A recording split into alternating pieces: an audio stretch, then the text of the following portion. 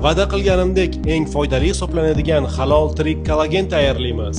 Suyaklarni yuvib tuzli suvda bir kecha muzlatgichda qoldirsak, suyaklar oppoq bo'lib pokiza bo'lib chiqadi. Kollagenni molni ilikli suyaklari, to'piq va chashkasidan qaynatamiz.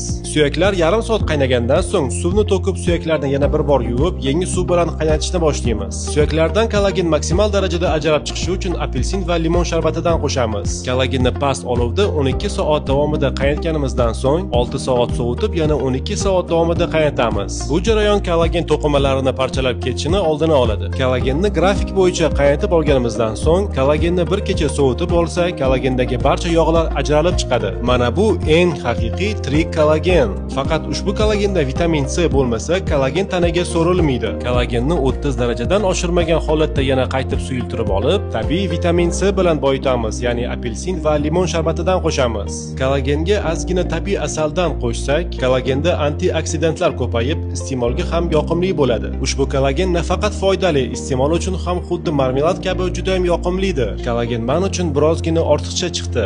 Sinab ko'rishni istaganlar lichkaga yozinglar. Sizlar bilan bo'lishishdan doim xursandman.